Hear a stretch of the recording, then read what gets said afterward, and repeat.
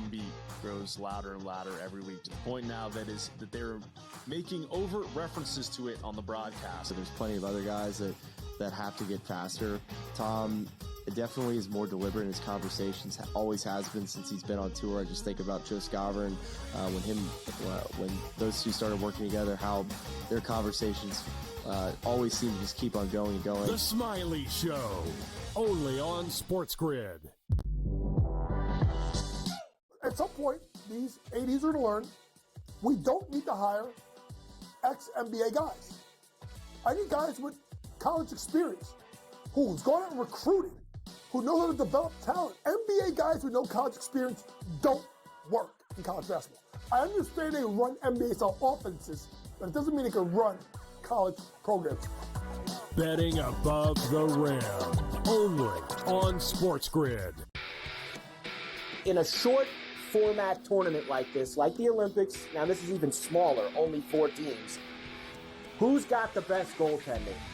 Over, you're talking 3 round robin games and then a knockout with 4 teams. So you're playing 5 games. I'm not sold yet, Mike, on the USA stuff, on the merch, but I think I'm sold on the USA at least being in the final. Only on SportsGrid. 20 and 34. They are 14 games below 500. Any given night, you have no idea who is going to play for Philadelphia. Embiid has missed so many more games than he has actually played this year. I will not bet on the Ravens to win the Super Bowl. I will not bet on the Ravens to win the Super Bowl. I will not bet on the Ravens because for the last 4 years now, I do it every year, and I want to hit myself in the head with a bat. The Early Line, only on SportsGrid.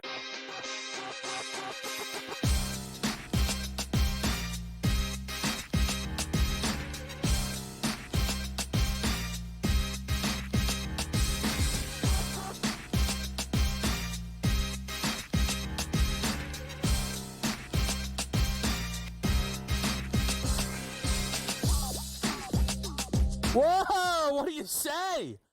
A little game time decisions on this Tuesday night. Kevin Walsh with you right here on SportsGrid. We're live for the next 2 hours where we make it happen in the basketball world. The College Board is packed on this Tuesday. We will talk to Coach James Young in just a couple of moments right here on the show and get his picks for this slate. I landed on 5 tonight. Couple of props in there as well. Yesterday was a hoot and a holler. Mississippi Valley State. What'd you think? I wasn't going to bring them up right away. But we have a much better card here tonight. I'm excited to watch these teams play. Yesterday, the Four Nations had people talking, a buzz. I am legitimately interested to see how that carries into Thursday. I think it would be enormous if we had that game tomorrow. There's some questions about player health. They're kind of calling some guys in. A very interesting thing playing out around the Four Nations. Again, that is Thursday, as is the official return of the NBA. Tomorrow you will see one game, 2 teams in action, the Lakers and the Hornets, some makeup stuff there due to the, of course, incredibly unfortunate situation with the LA Wildfires where they had to cancel some games. So a makeup game this Wednesday could be Luka on his own, as LeBron missed the All-Star game, might miss it now, another regular season game, as he looks to get set and establish. The Lakers will actually be playing Wednesday, Thursday, and then a super important game Saturday night against the Denver Nuggets. I wouldn't be surprised if LeBron misses Wednesday and Thursday, and then Saturday, LeBron will be there, and I will be there, and Coach James Young will be there. 8 o'clock start right here on SportsGrid Saturday night. We are live with you for Lakers Nuggets, which tips around 8:30. And at 8 o'clock from the Garden, Duke, Illinois. Very excited to get into that game. The rare non-conference power opponent showdown in February. In the men's game, you do not see that often. Duke was in action yesterday. One of the items that I was able to get correct on that slate was to lay the 13.5 with Duke. They won it by 18. Cooper Flagg put up a career high in rebounds with 14. had 11 in the first half, finished that game with 17 points as Duke won 80-62. Illinois will be in action against Wisconsin. The Badgers consistently climbing up the ranks now.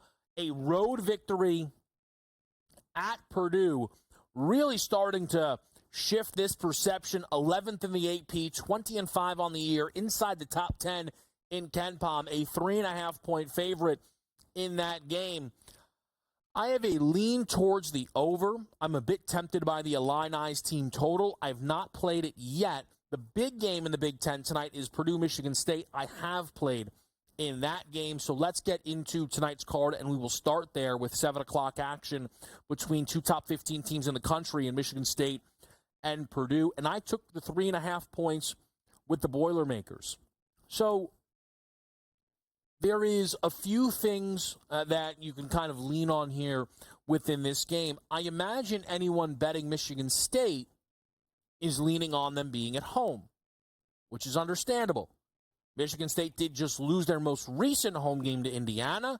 Not often you can see Izzo drop consecutive home games. Now, Izzo has already bounced back from the win against, or the loss against Indiana, with the win against Illinois on the road, which gave him the most wins for any coach in the history of the Big Ten Conference. That, to me, sets up for a bit of a letdown spot for Sparty. That was likely their best win of the season, the historic nature of it. They clearly got up to play Illinois, and that is an excellent victory for them. Purdue comes in a much different state of mind, having lost 2 in a row, including a very rare home defeat at the hands of Wisconsin by double digits. And we also then enter in a bit of a spread math, which it's very complicated in college basketball, figuring out what home court advantage is worth. But I will say this, Michigan State just caught 6.5 points at Illinois. I think Purdue was better than Illinois. I think most of you would agree Purdue is better than Illinois. It doesn't mean they're miles better, but they are maybe 1 to 2 points better, right? Let's say Purdue, if they were to host Michigan State, would be laying 7.5. Well, we have moved this number then 11 points. That is not all due to home court advantage. I think some of it, these recent results, and I think we get to buy low on the Boilermakers in this Big Ten battle. I am also going to get involved actually before the 7 o'clock window with a non-ranked game, yet still big teams involved, which is Villanova and UConn. And I'm going to play a team total over for Villanova. Maybe I'm falling headfirst into a trap. As I dove more into these lines, I asked myself, is Eric Dixon missing in this game? He is not. Villanova played UConn at home. They won that basketball game 68-66. In that game, their team total, about 73.5. It's now 64.5 tonight. UConn is still very, very bad defensively. Relatively speaking, at least.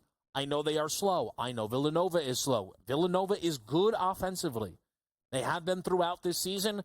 I expect them to be good enough to get through that 64.5. I had considered betting the side. Perhaps the Huskies bounce back off of their loss to Seton Hall and put forward a good offensive performance. The over in this game at 136.5, I do not mind. I just prefer the Villanova portion of that with their team total over 64.5. I am on an under with Arizona State and Houston tonight. This number to me at 134.5 is probably giving the Cougars a little bit of love with some decent scoring efforts that we have seen them recently have, but this just feels like a shutdown, grinded-out spot against the Sun Devils, who will be up against it against the Houston Cougars defense. You also have an Arizona State team who's not seen a defense anywhere near this level in their most recent games. TCU, Texas Tech, Oklahoma State, K-State. That you even look at Arizona, but Arizona plays with such tempo. I think if we saw in their more recent battles a West Virginia, which is what they saw on the 21st, and they did win that game 65-57 on the road. Here's the deal. That total was 134.5. I think tonight we get a good under at 134.5. between Houston and Arizona State. The player props for tonight. Wade Taylor, over points plus assists, 19.5. His minutes are starting to bounce back, and that is pivotal to this play. Wade Taylor was a guy who you would imagine would have averaged 33, 34, 35 minutes a game this season. He's under 30 still, but he just played 35 minutes against Arkansas, which is the most minutes he has played since returning from injury. And in that game, he had 18 points and 9 assists. Taylor's been on a little bit of a tear with the assists recently, with 6 and 9 in the last 2 games, 15 total. I wanted to bring the assists because at times players can find that momentum, and perhaps Taylor is. I think he could clear this on points alone. He is due for some positive shooting regression within this game against Mississippi State's defense that may actually feel a little bit light relatively to the Arkansas and Georgia matchups. Lastly, maybe my favorite of the night, Hunter Dickinson, over the 24.5 points plus rebounds, averaging 26 in Big 12 play, over in 10 of 14. Missed last game, has not missed in consecutive games. We'll be right back here on SportsGrid.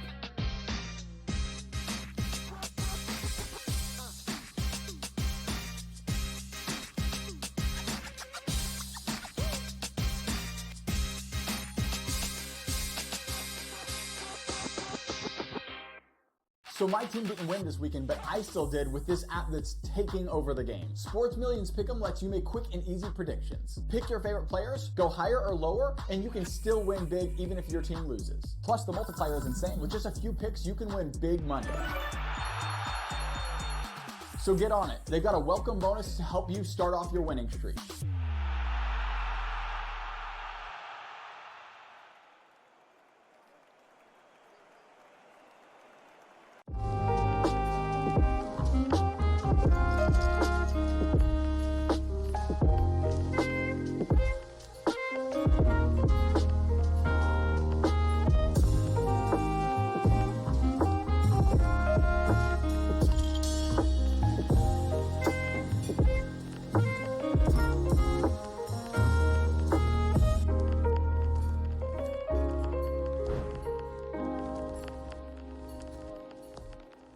Anyone that's been to a sporting event, the atmosphere before a game, I think Game Time Decisions has that same exact atmosphere.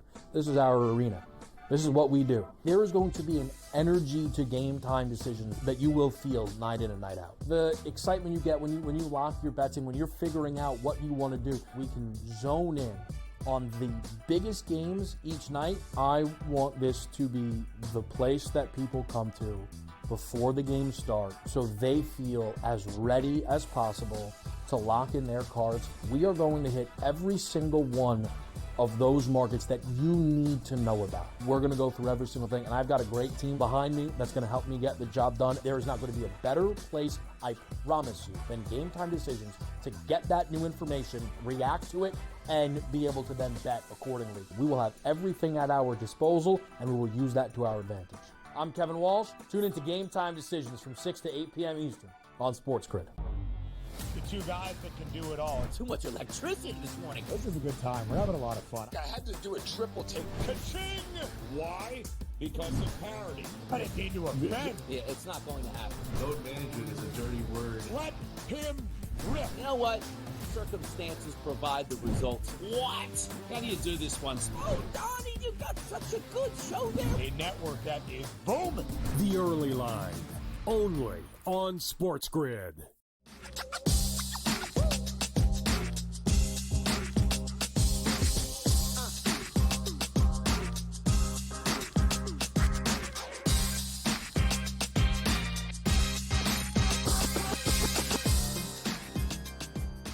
All right, we're back at the right here, and it is Game Time Decisions on this Tuesday night. So just to re-rack for me, 5 picks on the card. Nova team total over 64.5. Wade Taylor over 19.5 points plus assists. Purdue plus 3.5. Arizona State, Houston under the 134.5. And Hunter Dickinson over 24.5 points plus rebounds. We bring in my guy, Coach James Young. JY, let's get to the head-to-head. It's been a little bit of a while. Now, maybe that's because we've been so football-minded. I'm sure somewhere out in the wild, I didn't know what we were going head-to-head. We appreciate these. Why Michigan? I get it. But tell me why Michigan State for you in that Big Ten battle. It's more about the fact that they're at home. If this was at Purdue, I probably would lay the points with Purdue, to be honest with you. I think it's more about the home game. Neither team's been particularly great against the spread as of late, obviously. A couple losses in a row, I do believe, for Purdue. But it's because it's in East Lansing. And it's a short spread. I wish it was 3, but obviously you got to get the hook. So I like Michigan State minus 3.5. But, Kevin, this is more about the fact that it's in East Lansing. If this was at Mackey, I would be going the other way.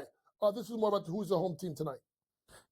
And that is the element that I kind of know I'm going up against is it's Michigan State at home. Maybe they do what Purdue did against Michigan. They lost that basketball game by 2. They covered a 2.5-point line. JY, I can't laugh at you tonight because we're both getting involved with a little bit of Villanova here. I took the team total over, but you like the Wildcats to cover that number at 8.5. Yeah, listen, if the first game 68-66, Villanova, you take away the last game, 3-1 against the spread. Kevin, they continue to be the team that no one can understand. Like, how does the team beat St. John's and their winning streak and then go on the road and lose to Providence? Now their backs against the wall again. And now they need this game, right? If they lose this game by 10 points, no matter what they do in the Big East tournament, they're not making it unless they win it all. They got to keep this game close. I think they could score. I think Eric Dixon is a problem that not a lot of people know about because they had a good year. Mm-hmm. I think Tyler Perkins as a shooter, Wooger Poplar, the transfer from Miami. You like the team total over. I just like them to cover 8.5 points. I think it's way too much against a UConn team that's very inconsistent. Yeah, Eric Dixon, to JY's point there, and we'll let JY grab some water. Listen, it happens to the best of us, right? Look, I got mine right by my side here. Don't worry about it, JY. Some Rook coffee, maybe? I know it's a little late at night. It's funny because sometimes you would hear people go, come on, everyone knows Eric Dixon. He leads the country in scoring. I think JY's right. I mean, look, that Player of the Year race has been a flag broom thing almost all season. I mean, Eric Dixon's going to have an argument for first-team All-American. He's going to make one of the All-American teams. So I think it's appropriate, Coach, that you him up. I want to ask you a question quickly because we have a little bit of time today with JY. And again, this weekend, cannot wait. Saturday night, myself and Coach James Young for Duke, Illinois, and, of course, Lakers Nuggets. Do you think that Dan Hurley at all regrets passing on the Kentucky job or the Laker job and staying at UConn considering how the season is going? Yes and no. Me knowing the Hurley family and knowing the loyalty. Now, listen, you're going to say, well, Danny was at Wagner. Danny went to URI. Danny's now at UConn. Where's the loyalty there? But even when he left URI, if anybody knows the story, Danny really, really struggled taking UConn job. And I talked to some people that are connected with him when he took it. I think for his legacy, he should have went to Kentucky or he should have went to the Lakers. But his sometimes arrogance and ego, and this is what I think makes Dan, is like, no, I'm going to say UConn, and I'm going to make this a dynasty. Problem is, you start taking away these, Tristan Newton, Donovan Clingan, Adana Sanogo, Stephon Castle. You start taking away Cam Spence. You start taking away these guys, and like anybody else, Kevin, you win with talent. And McNeely's been great and consistent. Caravan, I don't think it's taken the step I think we needed. Johnson, no. Diarra, no. Some of the guys that they needed to step up haven't done it. Is it too late? No. But I don't think you can expect a run past the first week of the NCAA tournament, in my eyes, with UConn. Yeah, I think you mentioned McNeely. And, look, I think ultimately Hurley is fine. I will say I think all of the Hurley antics, he probably needs to stay at Connecticut because I'll tell you right now, if he was at Kentucky having a down season and he's screaming about back-to-back titles that didn't happen at Rupp Arena, he would be getting crucified, right? Mm-hmm. if he was on the Lakers sideline, think they were having a rocky season, and he's like, I'm a national champion, nobody can, like, he would be getting crushed. And people are annoyed with some of the stuff he's been doing, but the UConn fans adore him because they just won back-to-back national championships. I just wonder how long, or if at some point we see this impact their ability to get recruits and guys in the portal. You know, they have a pretty strong recruiting class coming in next year of freshmen. They actually do. They have a top 15 player and 2 more with inside that top 30. We saw Mark Few and Gonzaga, Jalen Suggs, Chet Holmgren. They can't get 5 stars anymore, or they don't try to, whatever it is, but it's not happening, right? And I think that's a mistake. I think kids should want to go to Gonzaga. I wonder, though, JY, if this down season for UConn could have a lasting effect, because this is where they are not Duke, they are not North Carolina, they are not Kansas. There's a gap, and we all know it. Yeah, I mean, and if you look at it, shout out to my good friend Dennis Adams. His kid Darius Adams, the kid out of Manitowoc, with the Lumiere in Indiana, is one of the kids. I think he'll still get the kids until he doesn't. And to me, it's more about what else happens in the Big East. Rick Pitino, Shaka Smart, there's some other great coaches that may be able to start to steal some of their guys if they had the NIL money. Yeah. All right, we're going to fly through the rest of Coach's College Card after a quick break here on Game Time Decisions.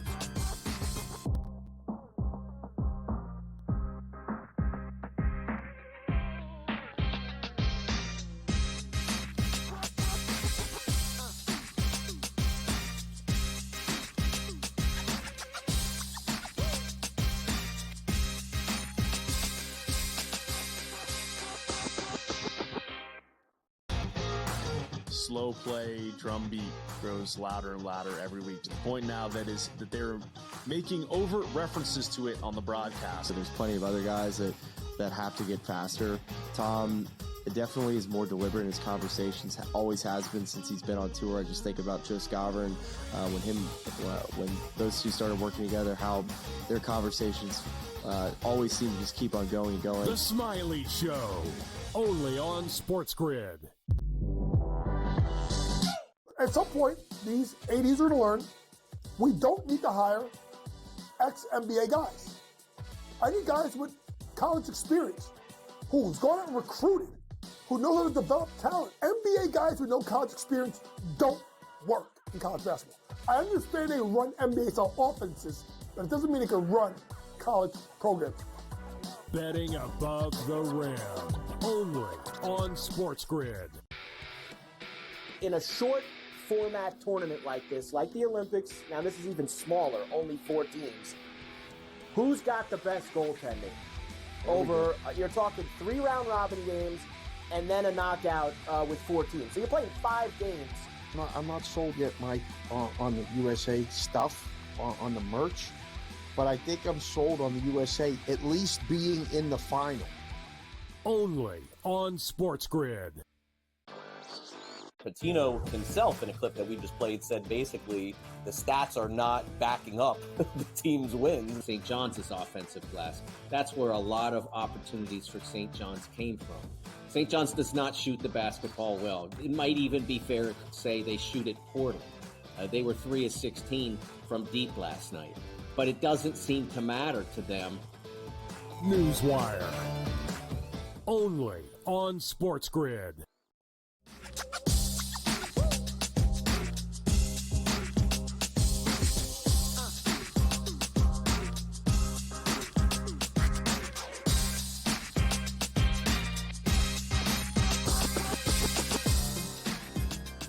All right, we're back with you right here on SportsGrid. Kevin Walsh. I'm with Coach James Young on Game Time Decisions.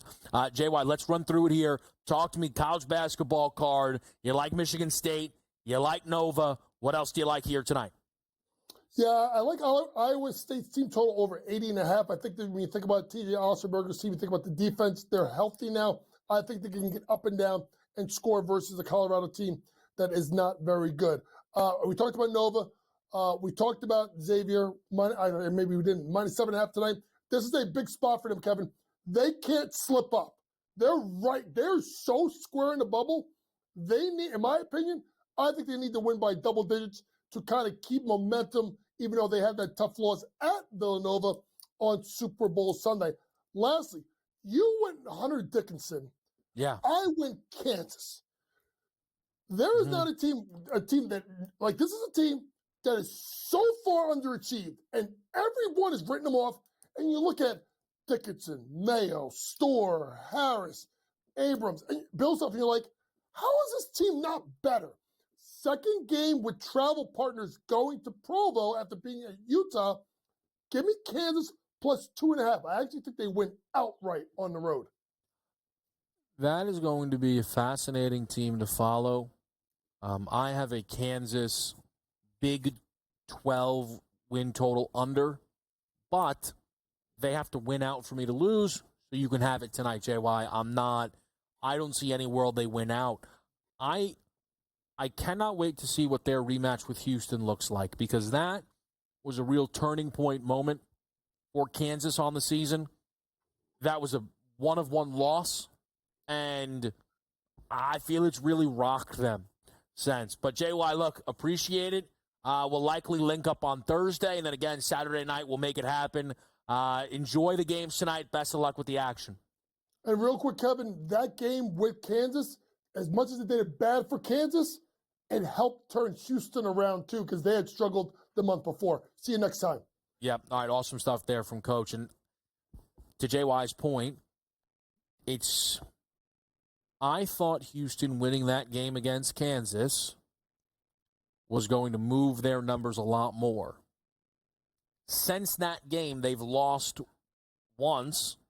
It was at home to Texas Tech, laying 9.5. One, Texas Tech's a pretty good basketball team. It was by 1 in overtime. So do we have to go through this again of the losses on the year for Houston? There's 4 of them. Game 2 of the season against Auburn, they lose by 5.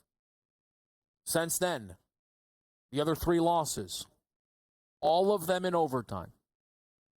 Bama by 5, San Diego State by 3, Texas Tech by 1. Now, what's being challenged this year around this team is their quality of win. And I get that, because they did lose to Auburn and they did lose to Bama. And outside of that, there weren't big names in the out-of-conference. In fact, the next biggest was probably San Diego State, and they lost that game as well. And you look at the teams that they've played within the Big 12, and while the Kansas win was big, it was 1-of-1, right? And outside of that, they lost at home to Texas Tech. They needed a comeback to beat Arizona. So you can poke holes if you want in Houston. I think that's how you would try to describe why their number's not moved more. A number that I thought would move more, right? But I think for Houston, beat Iowa State at home. And if you can then follow that up as well by really for Houston, the idea is win out. But specifically, if they can go 2-0 against Iowa State at home and then at Texas Tech in a rematch, I think all questions will be answered. If you still have those questions. I've kind of talked about it. I've talked about it here on the show with Dave. I find myself buying into this Houston team more than I ever really would have imagined. I like this roster a lot more than I really thought possible. I don't know how I feel about LJ Cryer as like a top dog. And then I watch Uzon, I'm like, man, I like that kid a lot. Right? And I think Juwan Roberts has turned into, something. He's been there, I know, forever, but I thought what he did at Kansas and what he did as kind of the lead scorer in that basketball game. And we know the defense is great. And it's also a number thing. There's only 2 teams that would be favored over them. That's Auburn and Duke. And it wouldn't be by a lot. It would not be by a lot. So just all stuff to keep in mind. Quick break. We'll be right back with you here. We're live on Game Time Decisions on SportsGrid.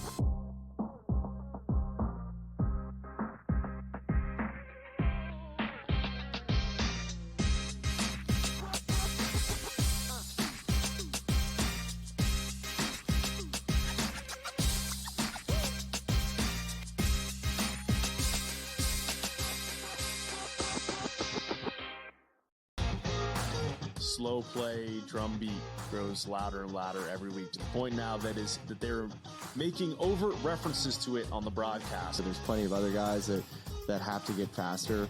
Tom definitely is more deliberate in his conversations, always has been since he's been on tour. I just think about Joe Scover and when those two started working together, how their conversations always seem to just keep on going and going. The Smiley Show, only on SportsGrid. At some point, these 80s are going to learn we don't need to hire ex-NBA guys. I need guys with college experience who's gone out and recruited, who know how to develop talent. NBA guys with no college experience don't work in college basketball. I understand they run NBA-style offenses, but it doesn't mean they can run college programs. Betting above the rim, only on SportsGrid. In a short format tournament like this, like the Olympics, now this is even smaller, only 4 teams, who's got the best goaltending? Over, you're talking 3 round robin games and then a knockout with 4 teams. So you're playing 5 games. I'm not sold yet, Mike, on the USA stuff, on the merch, but I think I'm sold on the USA at least being in the final. Only on SportsGrid. Patino himself, in a clip that we just played, said basically the stats are not backing up the team's wins. St. John's is offensive glass. That's where a lot of opportunities for St. John's came from. St. John's does not shoot the basketball well. It might even be fair to say they shoot it poorly. They were 3 of 16 from deep last night. But it doesn't seem to matter to them. Newswire. Only on SportsGrid.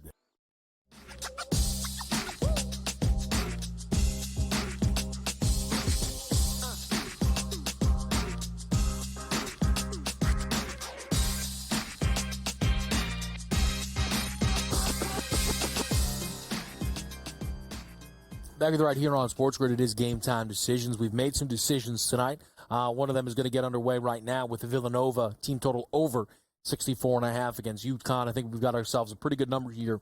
When they most recently played, that was a little bit ago. But I would say in that time, perception has dropped around UConn much more than Nova. Nova was favored in that game by 1.5, won the ball game by 2. The team total was 73.5, 64.5. We're not flipping that much. The home court advantage stuff. Look, we'll go down with the ship if that's what it is, okay? And that's where I'm at tonight. But I want to talk a little pro, little NBA, some NBA Finals odds, some outright markets. Because my NBA futures obviously got moved around a lot when the Dallas Mavericks made the trade for Luka Doncic. For anybody that was not with us for our NBA Future Show, or maybe, I've mentioned it many times, the Mavs were my pick to win the NBA championship. They were. And I felt good about it despite the injuries. I was annoyed that they weren't going to have a record reflective of how good they were. I was annoyed by that. But I felt that they were going to still be a super tough out and had the legitimate chance to win the title. I really did. And I thought the number was good and everything. So the move gets made, and the Laker news with Luka was so stunning. It took the books a little bit of time to fully adjust those numbers. They've settled at 18-1. There were some 30-1, 32-1 numbers out there, 25-1. There were, some legitimate big ticket items, and I grabbed some of those in part because I knew I was getting the best of the number, but also the team that I bet to win the championship just traded their best player in the middle of the season. It's obviously a rarity, not typically what you're looking for, right? Especially like a completely unforeseen trade. So we're about to get set into the second half of the season, and it's like, all right, are we settled up? Are we happy with where the future sit? Well, the incredible thing is, the Mavericks are not the only team who had a future on who traded their best player in the middle of the season. I had a Sacramento Kings Western Conference title ticket big enough that it wasn't going to, that it was worth play. It's done, obviously. I have no That team has fired their coach and traded their best player in season. And still have, by the way, a better record than the Phoenix Suns, for whatever that's worth. But this is one of those situations where I'm not tied to that Kings ticket. I don't think that Kings ticket has much life. It's not the basketball team that I bet on, right? And then I have a Indiana Pacers Eastern Conference ticket. Now, that is a number that I don't have any value on, right? They're presently in the East market sitting at much longer odds there. I don't know if they've moved within the day, but there you see a 44-1. They're actually 70-1 as I look at it right now on FanDuel.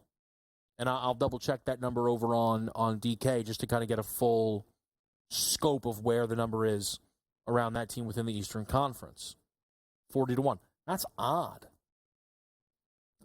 The Pacers just randomly plummeted to 70-1 on FanDuel. Very bizarre. I didn't think that was a mistake to see them at 44. We'll dive more into that. I think the Pacers are, if you're being super generous, right, a super, super low-level contender. Now, how I would explain that is if you make the finals, you're a contender. I don't really think there's a scenario where I can actually see the Pacers winning the championship. I think them winning the East is, again, unlikely at this point. I've lost some confidence in Indiana. Halliburton's not been what I was hoping for him to be. But I think the Pacers, who we've seen be an issue before from Milwaukee in a 4-5 matchup potentially, can win that matchup again. I think that the Pacers, we'll see how all the seeding breaks, right? But I saw them challenge Boston last year. I saw them beat the Knicks last year. I know people have a lot of questions around the Cavs, and we'll get to the Cavs in just a second.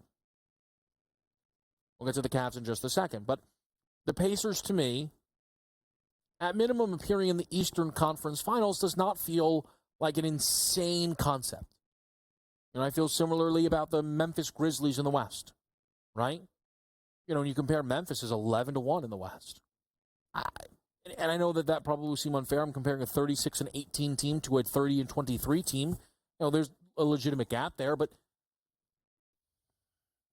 is the high end of the East that much better than the high end of the West? That's one team is against 70-1 right now, and another team is 11-1. That feels odd. That feels wrong. It feels off. It does. It feels off.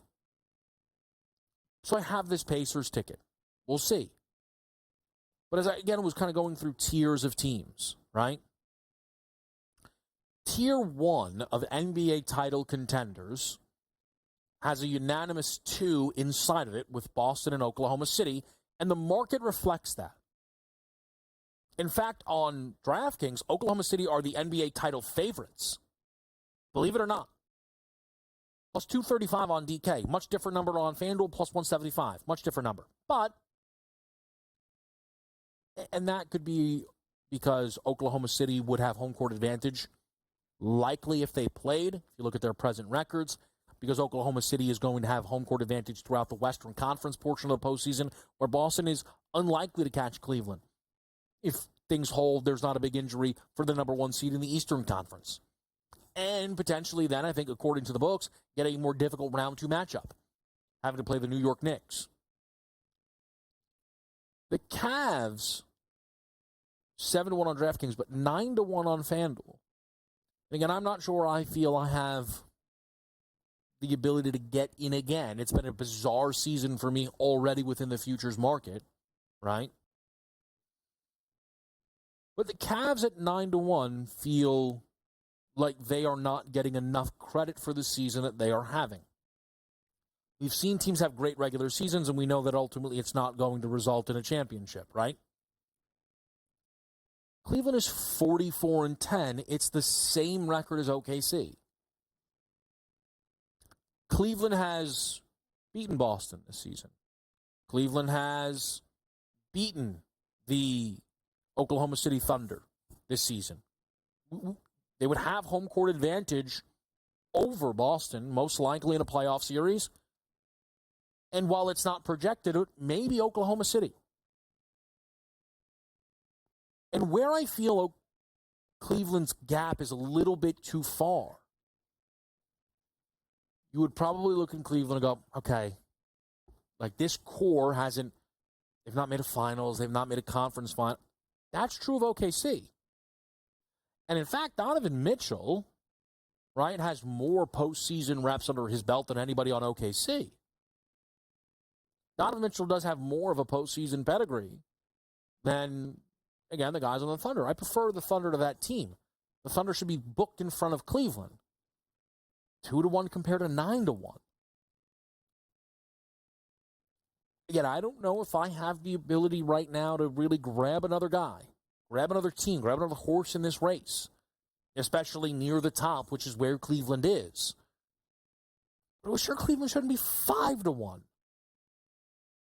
Plus 450. Like, clearly, unquestionably, Cleveland being viewed closer to Denver and the Knicks than that of OKC and Boston.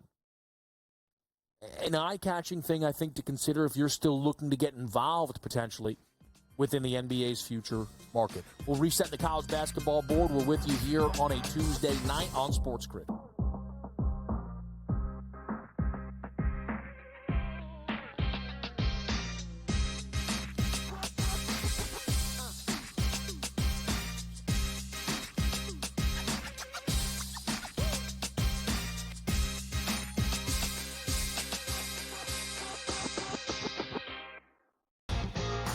Slow play, drum beat grows louder and louder every week, to the point now that they're making overt references to it on the broadcast. So there's plenty of other guys that have to get faster.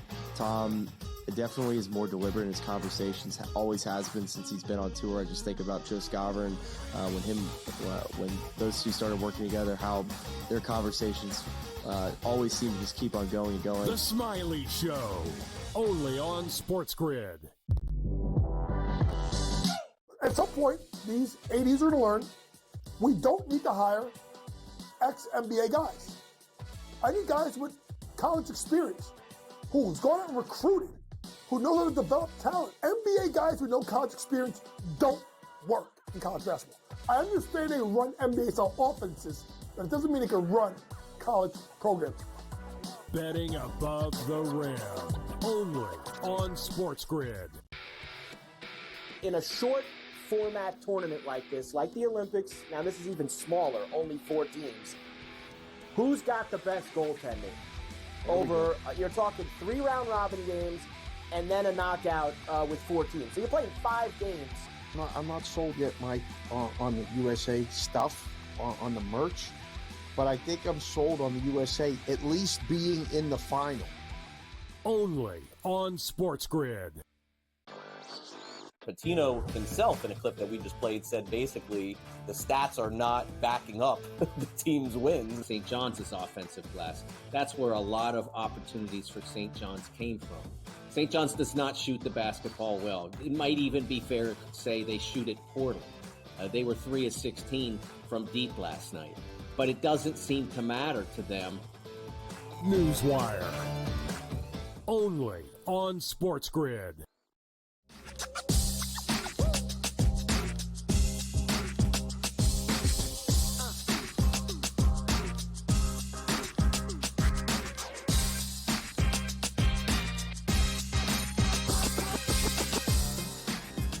Back right here on Game Time Decisions. The college basketball board is underway. Slow start right now to UConn Nova, but it is also just 5 minutes, so nothing crazy, nothing massive. And Nova just hit a 3. So now they're on pace early on in that game against Connecticut. I will just say with UConn, I am really interested to see how this all finishes for them.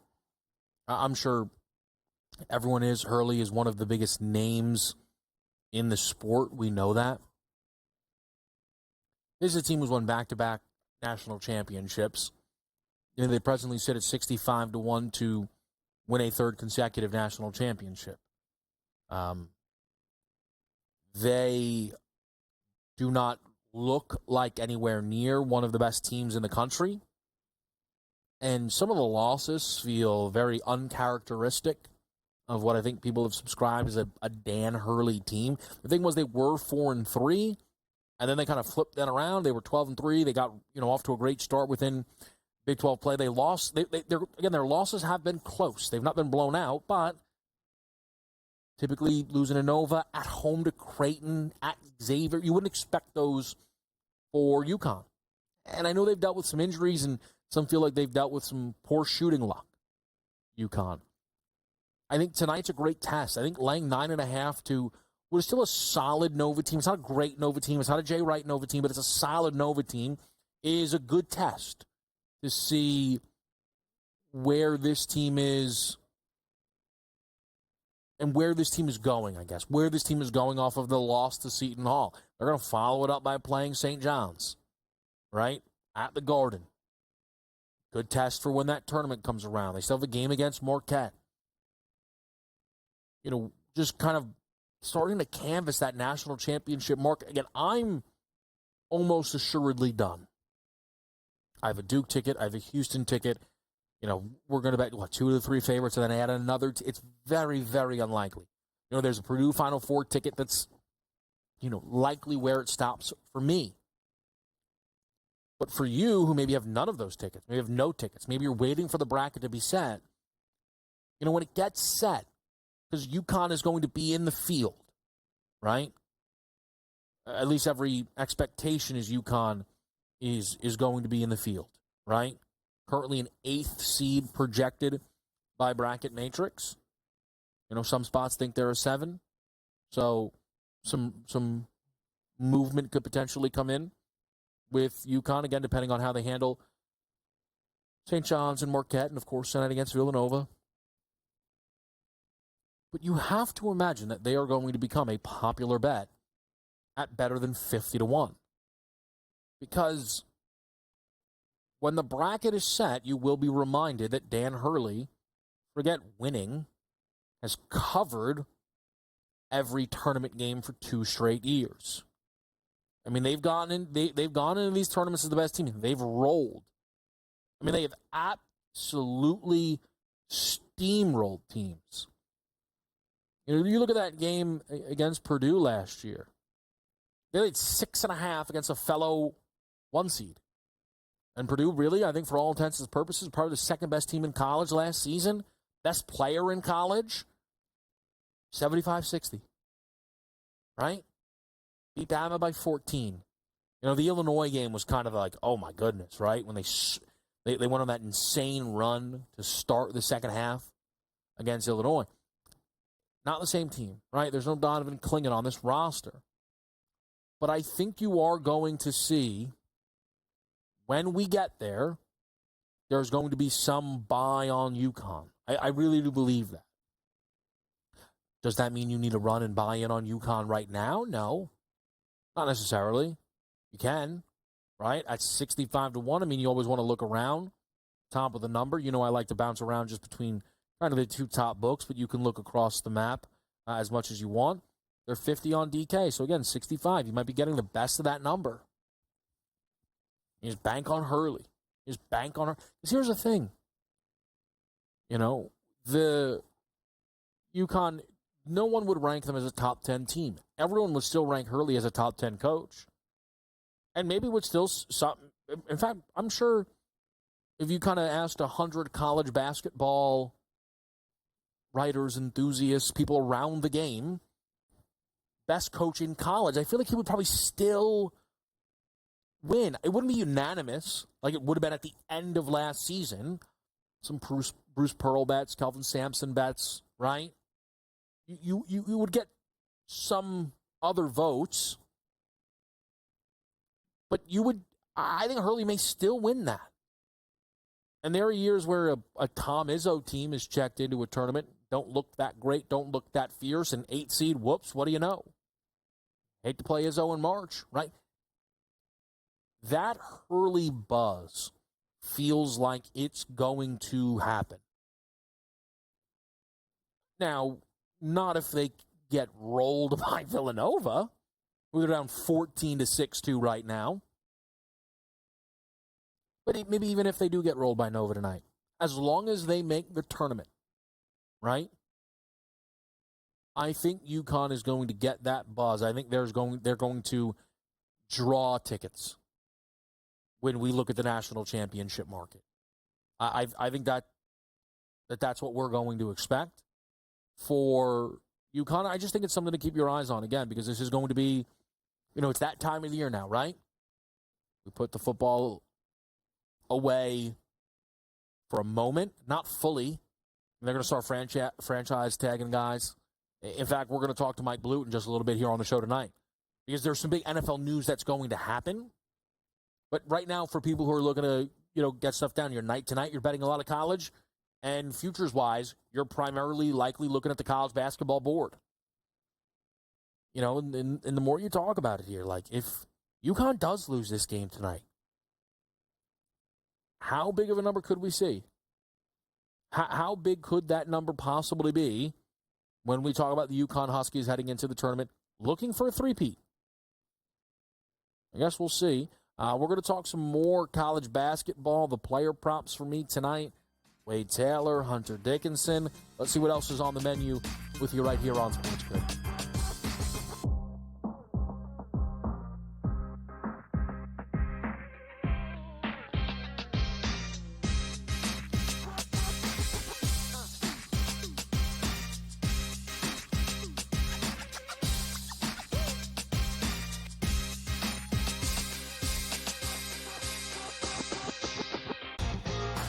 Slow play, drum beat grows louder and louder every week, to the point now that they're making overt references to it on the broadcast. So there's plenty of other guys that have to get faster.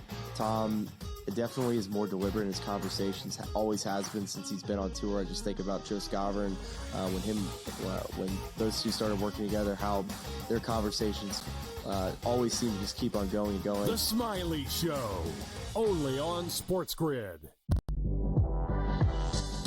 At some point, these 80s are to learn we don't need to hire ex-NBA guys.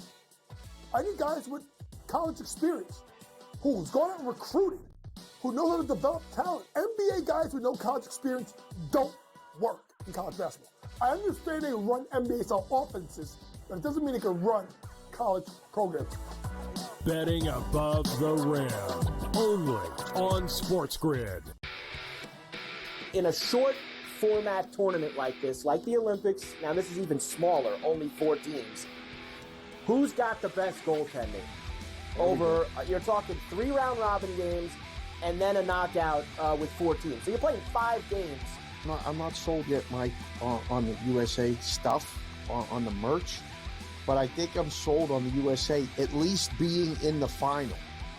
Only on SportsGrid. 20-34. They are 14 games below 500.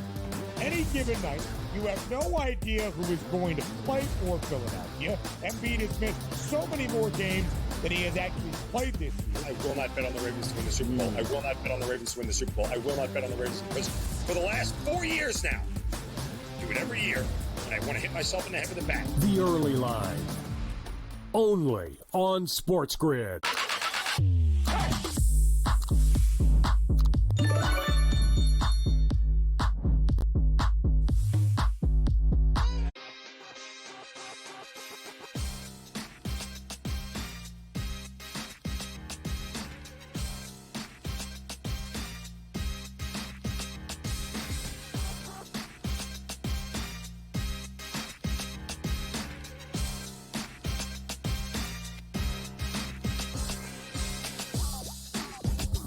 Back right here on SportsGrid. It is game time decisions on this Tuesday night. Kevin Walsh with you. We're going to talk to Mike Blute in just a little bit here on our show. Around some of the big NFL offseason news, we will be following that college basketball board with options aplenty. So let's hear a little bit more about them from Tom Vecchio and Joe Madden. Happy Tuesday, everyone. Let's jump into some Sports Millions pick'ems now. Tom, I know you did great with your Sports Millions pick'ems yesterday with Cooper Flag, but Tyrese Proctor absolutely crushed me out there. I had him higher than 11.5 points. He only ended up with 7. So need that bounce back here for myself today. What about you? Yeah, Flag stayed under the points yesterday. Just wasn't a whole lot of back and forth action versus Virginia. Let's turn to the court tonight. A Big Ten matchup between Michigan State and Purdue. Really important matchup overall. These teams sit 2 and 3 when it comes to the Big Ten standings. Obviously, late season game is kind of what I'm expecting this whole overall environment. Jaden Akins from Michigan State, lower than 14.5 points. He's been under this mark in 8 out of the last 10 games. I'm also not expecting a whole lot of back and forth action. Michigan State, they're 128 when it comes to offensive pace in the NCAA. Purdue is sitting at 276, and both teams are in the top 40 of the NCAA when it comes to Ken Pom defensive ratings. So given what we have from the environment overall, late season, defensive battle, not a whole lot of scoring, that's what I'm expecting. So Akins lower than 14.5 points. What do you got? Looks like you're onto another winner there with that one. I'm going to look at the matchup here between Oklahoma and Florida. Now, Florida is such a stronger team than Oklahoma, and I'm expecting them to really come out strong defensively and shut them down. But I'm also looking for them to get some points. When we're looking at this team and who we really trust out there, I know a lot of people are going to go to Walter Clayton Jr. because he's just been on fire. He's averaging right around 17 points per game. But I'm going to go further down the list. With this being a defensive more style game here, I do think Will Richards has value with his higher than 12.5 points. He should be able to hit this. We look at him in his last couple of games out here, and he hasn't been able to go higher than this number. But when he does, he comes out completely on fire. He had 12 versus Auburn, but versus Vanderbilt, we saw 21 points put on the board by him. He also had 16 versus Georgia and 22 versus South Carolina. I'm looking for him to have success here versus Oklahoma, a team that allows an average of 72.5 points per game. Look for Will Richards to go higher than 12.5 points, Tom. We will be back with the NBA tomorrow. Only one game on the slate with Hornets and Lakers, but we'll continue that through the rest of the week. That's going to be great. So you guys make sure you join us here tomorrow for more Sports Millions Pick'ems. All right, great stuff there from both Tom and Joe. Had a lot of fun yesterday talking to both of them around the Four Nations, which I know a lot of people have been really excited about. And again, that will pick back up on Thursday. They're taking a look at some of the college basketball options that you can find tonight. Really fascinated to see what Wade Taylor brings to the table. Played his most minutes since returning from injury in their most recent game, a win against Arkansas. Does that continue in a really big game against Mississippi State? His higher lower right now over on the Sports Million Pick'em is 15.5. One of many options you can find over on Sports Million Pick'em. Let's hear about a few more. Check out Sports Millions Social Casinos featuring classic slots and brand new game concepts. The Social Casino features the opportunity to win large sweepstake coins, and the games are always free to enter. Go play now at sportsmillions.com/social-casino. That's sportsmillions.com/social-casino. All right. So one of the other guys tonight that I'm really focused in on is Hunter Dickinson. And, Hunter Dickinson's had this very fascinating season, I think, for Kansas. Look, the big man has been around a long time, the college game. I think I saw today, and I didn't quadruple check it, I think he might lead, in NCAA history, the most made 2-point shots, which is kind of wild to think about. But this is his fifth year, final year, all the seasons at Michigan and now here at Kansas. And, occasionally, especially if you hear Fran Fraschilla calling any of his games, and I'm not taking a shot here, but it feels like Fran is always trying to defend Dickinson. He's like, man, people are crushing him. He's having a great season. It's relative, though. His field goal percentage is down. His three-point percentage is cratered. His rebounds are down. His scoring is down. It's all fallen back in what was supposed to be a huge year for Dickinson and the Jayhawks. We'll see how they look tonight against BYU. We'll be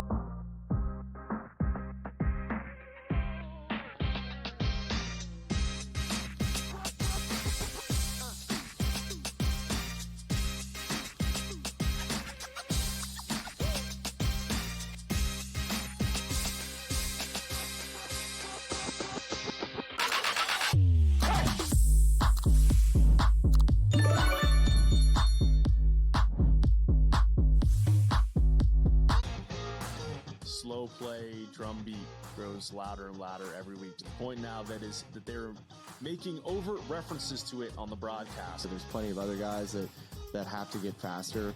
Tom definitely is more deliberate in his conversations, always has been since he's been on tour. I just think about Joe Scavern, when those two started working together, how their conversations always seem to just keep on going and going. The Smiley Show, only on SportsGrid. At some point, these 80s are going to learn we don't need to hire ex-NBA guys. I need guys with college experience who's gone out and recruited, who know how to develop talent. NBA guys with no college experience don't work in college basketball. I understand they run NBA-style offenses, but it doesn't mean they can run college programs. Betting above the rim, only on SportsGrid. In a short format tournament like this, like the Olympics, now this is even smaller, only 4 teams, who's got the best goaltending? Over, you're talking 3 round robin games and then a knockout with 4 teams. So you're playing 5 games. I'm not sold yet, Mike, on the USA stuff, on the merch, but I think I'm sold on the USA at least being in the final. Only on SportsGrid. 20-34. They are 14 games below 500. Any given night, you have no idea who is going to play for Philadelphia. Embiid has missed so many more games than he has actually played this year. I will not bet on the Ravens to win the Super Bowl. I will not bet on the Ravens to win the Super Bowl. I will not bet on the Ravens because for the last 4 years now, I do it every year, and I want to hit myself in the head with a bat. The early line, only on Sports.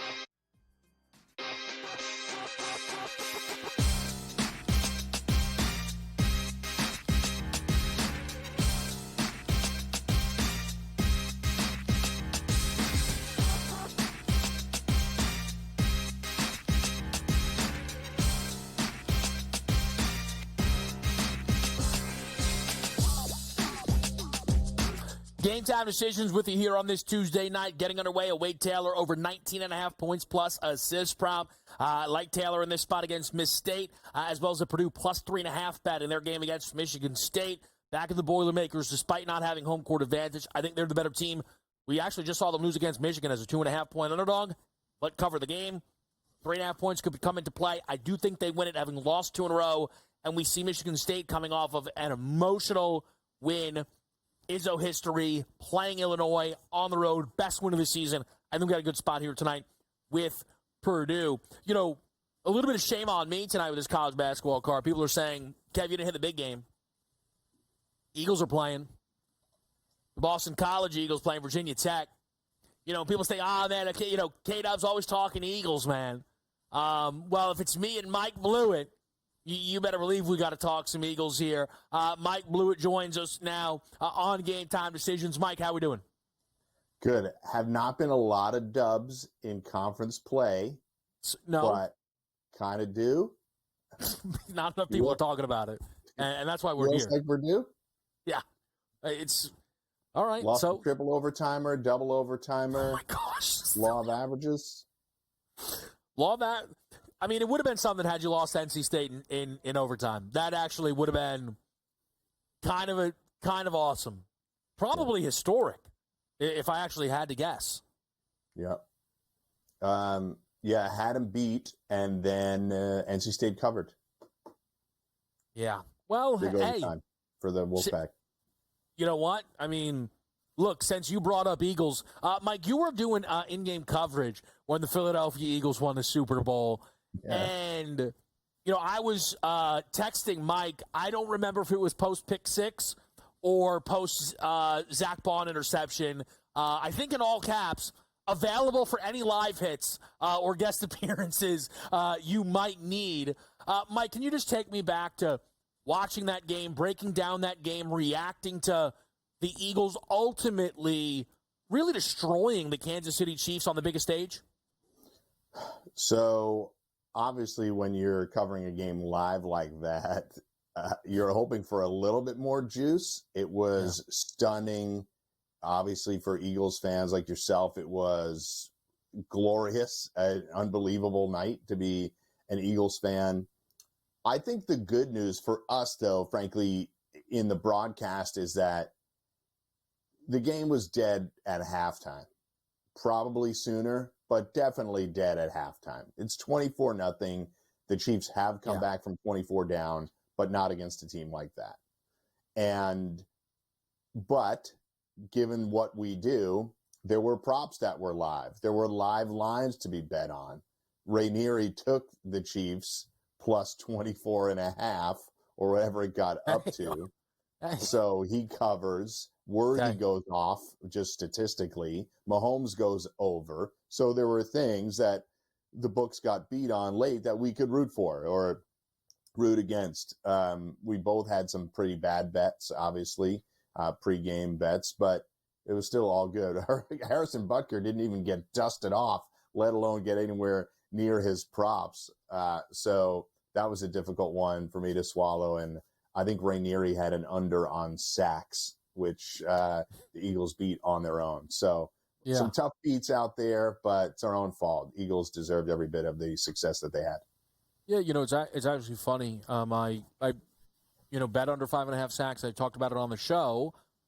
But look, there are times where I'm allowed to strip off the cape of the most unbiased man in the history of sports media and have a little bit of fun. So I started betting the Eagles for 5+ sacks, 6+ sacks, and 7+ sacks because why not? And I think what was interesting, Mike, and I imagine I've consumed it at minimum more than anyone on the network outside of Donnie, all of the content that followed, all the mic'd ups and everything, because that is what happens when your team wins a Super Bowl. Of course. The Eagles took so much of this game personal. Like Kansas City was hoping to three-peat. The Eagles were looking to absolutely decimate the Kansas City Chiefs. And whether that's Lane Johnson talking about them walking around post 2 years ago's victory with the 0 sacks, put it on a shirt that they wore to the parade. Or when the Eagles would get sacks, Sirianni, being Sirianni, screaming, that's 1, that's 2, that's 4. Like, one of the things, Mike, and you know this from all your years of covering and betting football, we sometimes try to handicap mindset and mentality. And it is such a tough thing to do, but we can occasionally get a grasp for it following a game.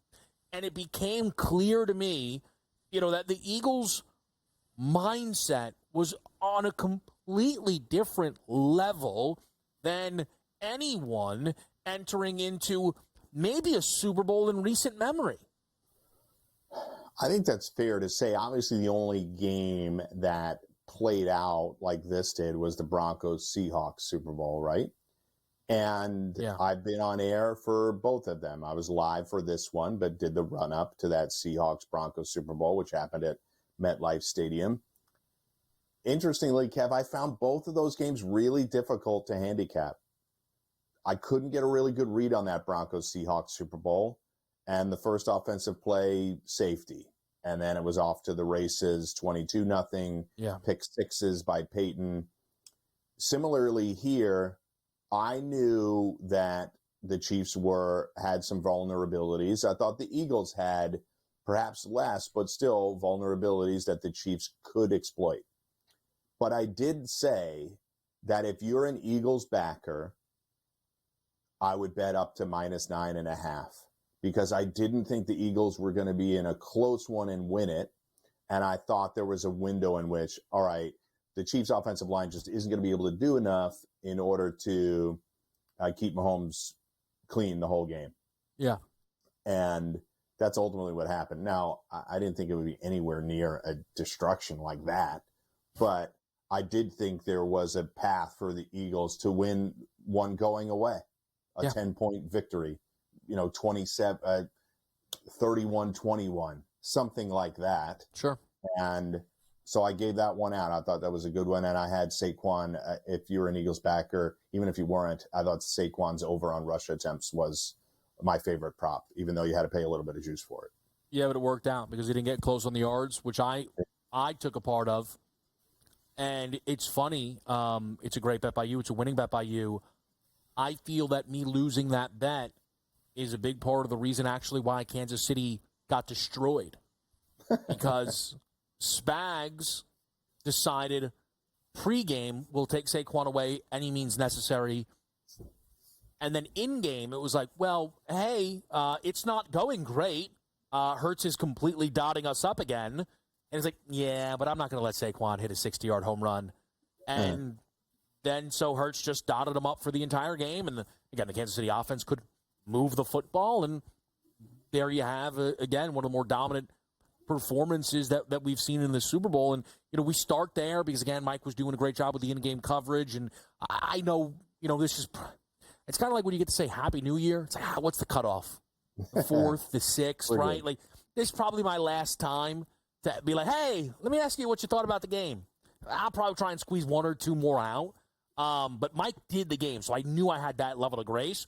But I want to talk to Mike about some offseason stuff. Mike's always been good at the contract stuff. He's going to have to be amazing to explain to me what's going on with T. Higgins. And then the Pittsburgh Steelers quarterback room, which, of course, nobody has a grasp on. That's all next with us right here on Game Time Decisions.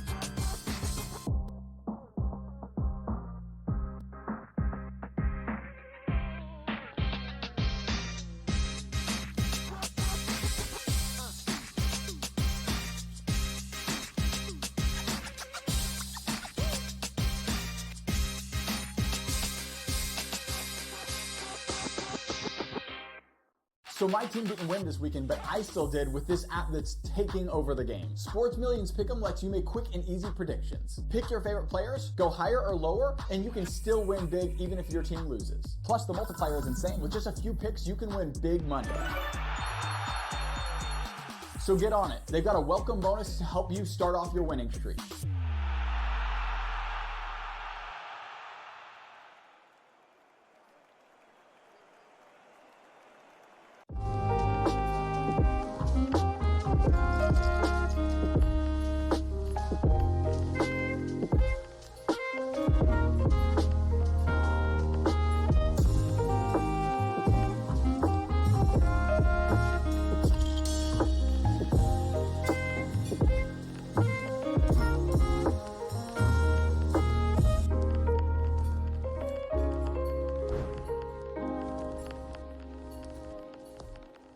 Anyone that's been to a sporting event, the atmosphere before a game, I think Game Time Decisions has that same exact atmosphere. This is our arena. This is what we do. There is going to be an energy to Game Time Decisions that you will feel night in and night out. The excitement you get when you lock your bets in, when you're figuring out what you want to do, we can zone in on the biggest games each night. I want this to be the place that people come to before the games start so they feel as ready as possible to lock in their cards. We are going to hit every single one of those markets that you need to know about. We're going to go through every single thing, and I've got a great team behind me that's going to help me get the job done. There is not going to be a better place, I promise you, than Game Time Decisions to get that new information, react to it, and be able to then bet accordingly. We will have everything at our disposal, and we will use that to our advantage. I'm Kevin Walsh. Tune into Game Time Decisions from 6 to 8 p.m. Eastern on SportsGrid. The two guys that can do it all. Too much electricity this morning. This is a good time. We're having a lot of fun. I had to do a triple take. Ka-ching! Why? Because of parity. I didn't mean to offend. Yeah, it's not going to happen. Load management is a dirty word. Let him rip. You know what? Circumstances provide the results. What? How do you do this once? Oh, Donnie, you got such a good show there. A network that is booming. The Early Line, only on SportsGrid.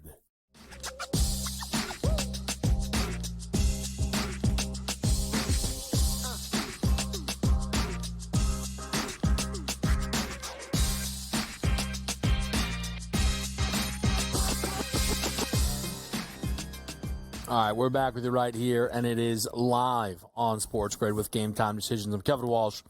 I'm joined by Mike Blewett. Quickly updating you, College Board. Villanova 27-24 lead on UConn.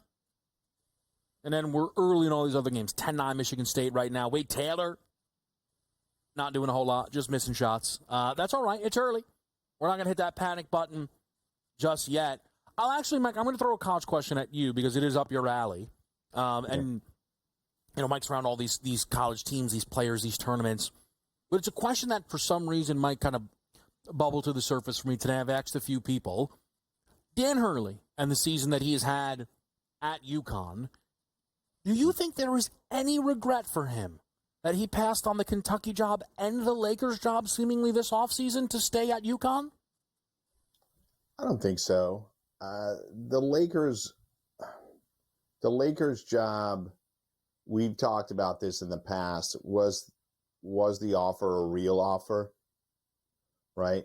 We knew what they were offering other coaches, and the Hurley offer came in underneath that. So it's like, all right, you want to get me, but at a discount?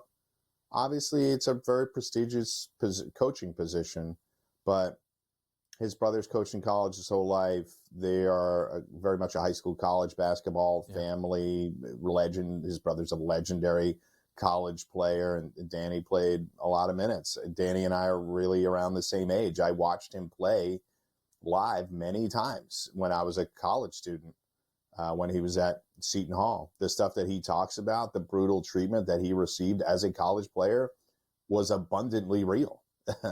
People banged on Danny Hurley every second he touched the ball in every game that he ever played. Bobby's better, all of that kind of stuff happened. So I think he takes pride in being able to coach the best college team in the land. And it's very malleable now where you can set up shop and be successful.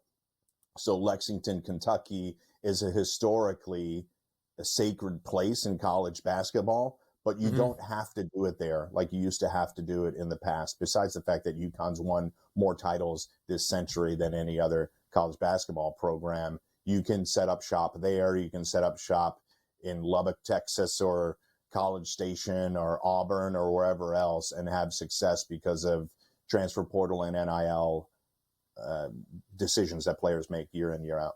Yeah. All right, let's shift gears back to the NFL, Mike. We'll start with T. Higgins and the Cincinnati Bengals. Man, I'm not sure I can remember a situation like this where I think the team should be looking to move on, and I really think the players should be looking to move on, and yet both sides seem like they desperately want to stay together. Where are you at on the T. Higgins news where today, teams can start the franchise tag? It usually does drag on much longer. No one does it day one, but potentially T. Higgins could be franchise tagged for the second year in a row by the Cincinnati Bengals. Yeah, it's something that I hate. I wish they could have been collectively bargained out a second franchise tag, but unfortunately there's so many other things on the table with the CBA. Worrying about the very few players that this happens to doesn't really come to the forefront of negotiations. A little story here, Kev. Andrew Whitworth told a very long anecdote about what happened to him at the end of his Bengals tenure. And he just did it within this last year. I think he did it sometime at the beginning of this past season. And it was a really fascinating look into how the Bengals operate. They're known to be very frugal. It's a family-owned business. They are people that are in charge, have been in charge a very long time, and are showing no signs of giving that up until perhaps they pass on to the next life. And they do not renegotiate with players early, with very few exceptions, Joe Burrow being one of them. They let Jamar Chase languish during the preseason last year until it was right down to the wire, like, oh, okay, Jamar Chase is going to play in week one. I just think that the Bengals have a way of operating that not everybody can be comfortable with, and it basically pushed Andrew Whitworth out the door to become a Los Angeles Ram, thankfully for him, because he was able to win a title. If T. Higgins is comfortable with the way things are going, he fired his agent, then I suppose he wants to play with Joe Burrow. And by the way, playing with Joe Burrow and Jamar Chase is a big motivator. Would you take less money to do it? Should you take less money to do it? That's up to him to decide. I wouldn't. From where I sit, I think the Bengals don't run a tight operation. I think they're too frugal about it, and they have ruined opportunities to become a better franchise. They just hit gold with Joe Burrow, and you try to keep as many weapons around as you can. Trey Hendrickson asked for a trade too, and they're talking about keeping him long term. Yeah, the crazy thing is, I think T. Higgins is a top 16 receiver in football, right? I don't think he's top 10, but he's, in that group. If they bring him back, and then eventually they're going to also have to pay Chase while they're paying Burrow, I don't necessarily trust them then to fill out the rest of this roster. You know, Burrow's making the rounds. The Eagles can do it. Okay, well, Burrow, you're making more money than Hurts. Chase is going to make like double the amount of money AJ makes, and Higgins is going to get paid maybe more than AJ and certainly more than Devonta Smith. They're not one-to-one situations. Well, the other thing, Mike, is I understand, listen, if I stay here in Cincinnati, I can win. They've missed the playoffs 2 years in a row. Yeah. And again, I think they could bounce back, but Washington has a lot of money. Chargers have a lot of money. Detroit has some money. Green Bay is going to be interested. There are places he could go where their make-miss playoff odds are maybe better, certainly post a T. Higgins signing. And he's got two franchises that make the playoffs nearly annually. So the competition is steep as well. I think it's a lot to consider for him to say, well, if I stick with these two guys, I'm in a really good position. You could be in a good position elsewhere. Played with the Chargers, who have a great head coach and a just as young QB and a rising rookie wide receiver that you could complement well. I'm not talking about cap situations. I'm just picking a name out of a hat. And that really is a lot to be considered. The defense is not deep, Kev, beyond Trey Hendrickson. That's the issue they had. They fired a great defensive coordinator, blaming him for the lack of success the defense had. Yeah, I think it's very, very well said. We'll talk a little college hoops and a little Pittsburgh Steelers as we get Mike out of here on a Game Time Decisions Tuesday night.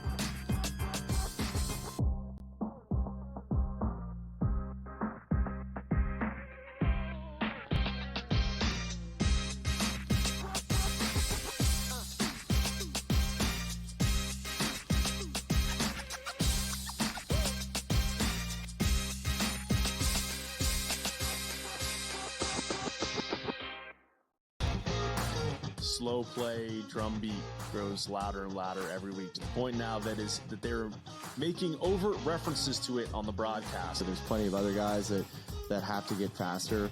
Tom definitely is more deliberate in his conversations, always has been since he's been on tour. I just think about Joe Scover and when those two started working together, how their conversations always seem to just keep on going and going. The Smiley Show, only on SportsGrid. At some point, these 80s are going to learn we don't need to hire ex-NBA guys. I need guys with college experience who's gone out and recruited, who know how to develop talent. NBA guys with no college experience don't work in college basketball. I understand they run NBA-style offenses, but it doesn't mean they can run college programs. Betting above the rim, only on SportsGrid. In a short format tournament like this, like the Olympics, now this is even smaller, only 4 teams, who's got the best goaltending? Over, you're talking 3 round robin games and then a knockout with 4 teams. So you're playing 5 games. I'm not sold yet, Mike, on the USA stuff, on the merch, but I think I'm sold on the USA at least being in the final. Only on SportsGrid. Patino himself, in a clip that we just played, said basically the stats are not backing up the team's wins. St. John's is offensive glass. That's where a lot of opportunities for St. John's came from. St. John's does not shoot the basketball well. It might even be fair to say they shoot it poorly. They were 3 of 16 from deep last night, but it doesn't seem to matter to them. Newswire, only on SportsGrid.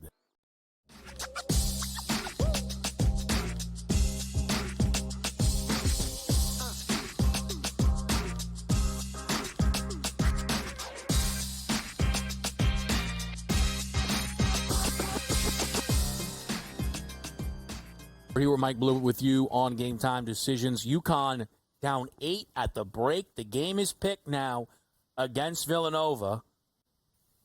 I don't know, Danny boy. I don't know. Luke and LeBron sounds pretty nice right now. I'm being mean. Mike, Pittsburgh Steelers. You know, I never want to be mean about the Steelers to Mike, because Mike doesn't deserve that. Mike is nothing but nice to me. I realized I accidentally was in season. I was, same old Steelers. I was very dismissive. It wasn't intentional, even if that's how it ended. I don't want to be mean when asking you about the Steelers quarterback situation.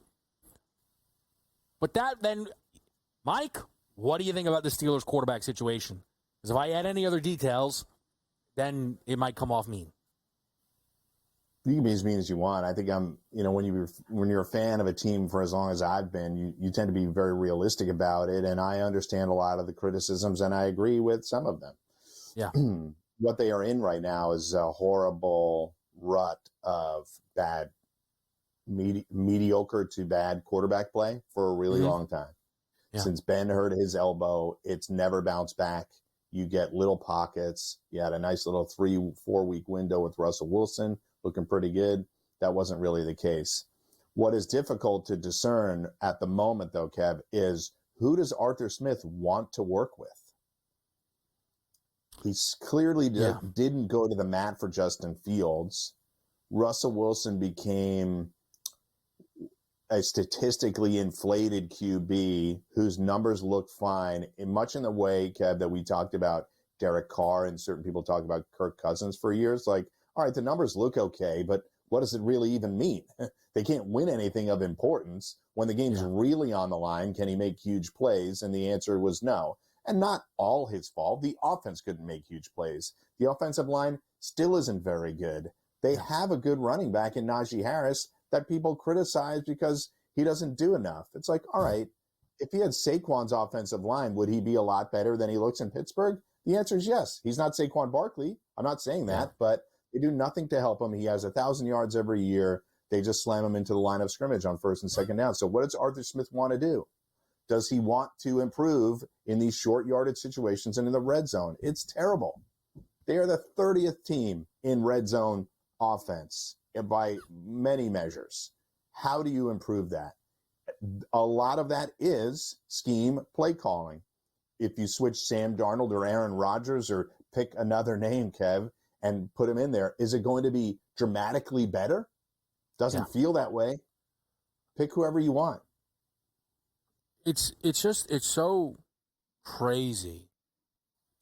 And by the way, I want to make this very clear. I think everything Mike said is correct. And Mike can be a Steeler fan. That doesn't cloud anything Mike says. But what Mike just said is exactly what Mike used to tell me when we talked about the Matt Canada teams. So this is where we get to this unfortunate spot. And I have to, add these clarifiers because I think there's people who bang on Mike Tomlin, and it's they're doing it maybe for different reasons. Mike Tomlin's been a successful head coach of the Pittsburgh Steelers. Okay, if they do a Ring of Honor or something, they should put him in it. But no team would settle for this constantly being the case. No one. Tomlin, I know they're never terrible, but they're never great. They are as frequently never terrible as they are never great now. That is what's been going on. And I just refuse to believe that Tomlin doesn't have say in these things. And I feel like Mike Rodgers, if he ends up in Pittsburgh, will be the tipping point. Because if Rodgers ends up in Pittsburgh, that will, I feel, be all at Mike Tomlin's plate. And if it works, then it works. But if it doesn't, it feels like that could be the end of Mike's time in Pittsburgh. Is that crazy to say? No, it's not. But it's not crazy to say that. But I do think, having been a fan of this team for as long as I have, Aaron Rodgers doesn't make sense to me. Agreed. For how they make decisions. Okay. Are they that desperate? It makes less sense to me. If it happens and then falls apart and everybody goes, I get it. But it makes less sense to me that he ends up there. I don't think they make that kind of decision. Yeah, I think, man, again, like, is that like all? Like, are the Steelers like, I'll tell you, man. Once he's 8-9, like, we're out. Like, let me tell you, once Tomlin's just trying to hold on for dear life. They're gonna do 18-game seasons, 9-9. He'll be living his life. Mike, you're the best. Appreciate it. As always, we'll be back here with more Game Time decisions in a bit. Now we're talking.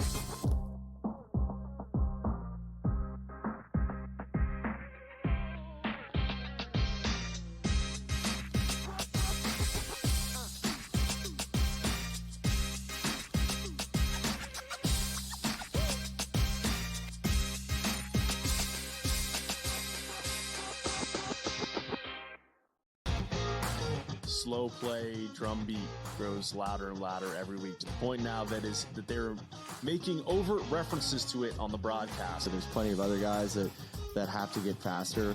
Tom definitely is more deliberate in his conversations, always has been since he's been on tour. I just think about Joe Scover when those two started working together, how their conversations always seem to just keep on going and going. The Smiley Show, only on SportsGrid. At some point, these 80s are going to learn we don't need to hire ex-NBA guys.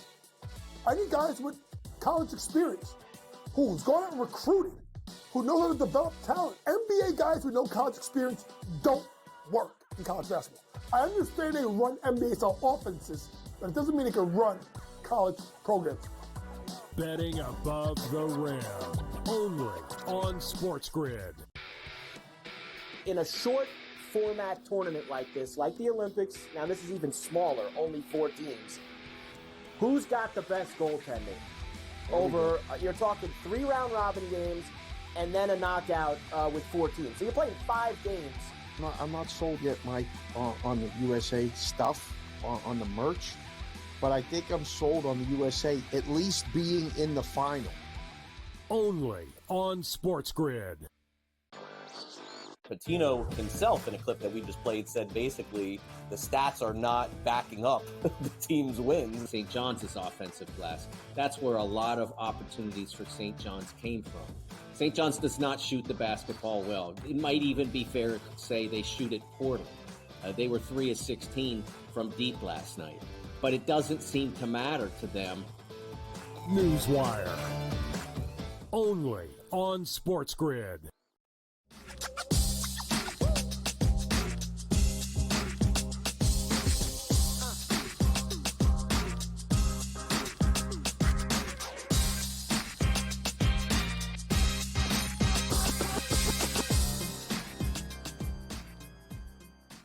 All right, so we're back. We're moving, we're grooving. It is Game Time Decisions. And I got to thinking a little bit. I was actually being I get trolled a lot, believe it or not, by our crew. They're great though. And I was getting trolled, what do we like today on the board? Here's the thing, it's a great crew. They like getting in the mix. They're on the slate. Right? We got picks, we're flying, we're zooming.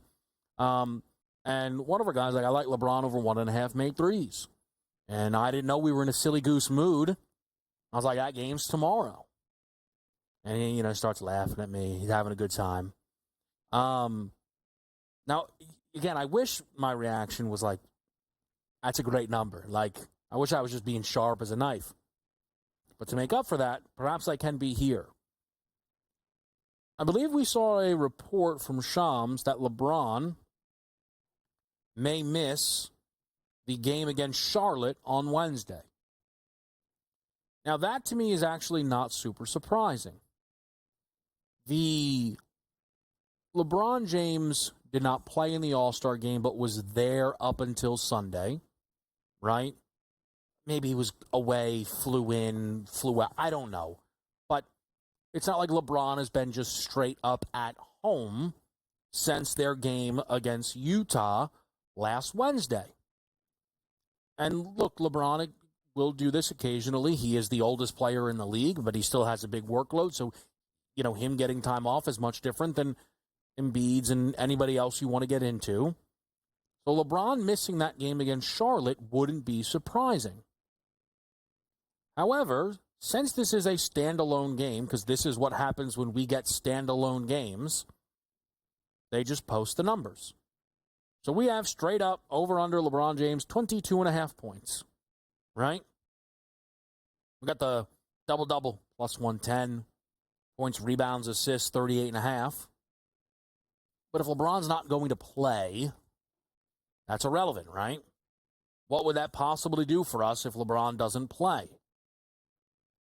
And let's actually bring Dave Sharapan in because he loves this kind of stuff. Consig, it's great to see you here on Game Time Decisions. So let me reset the stage as Dave just walked in the room and is now ready to roll with us here. Dave, tomorrow is Lakers-Hornets, right? So Now, they don't need to throw that game out there, but that's like sometimes, 27, 28 hours in advance, all right, we'll throw out sides totals, right? But it's standalone, so they throw out the whole menu, right? Points, rebounds, PRA, double, it's out. Now, I saw a report from Shams that said LeBron may not play in the game. Which, again, now see, Dave, you're going the wrong way with it. You're going the wrong way with it. Dave. All right. It's a makeup game. They're the only team playing. I actually think it's on the board. LeBron misses because the Lakers have to play Wednesday, Thursday, right? Yes. So so LeBron may not be doing a back-to-back, first game out of the break, or LeBron might come back Saturday, get himself a week off, rest, recover, the whole bit, right? Oh, but that's not what's important, Dave. We're not here to talk about the minutes load of a 40-year-old. No. We're here to talk about the fact that means Luka Doncic could be playing alone against the Charlotte Hornets, and he was not at All-Star Weekend in any capacity on Wednesday night.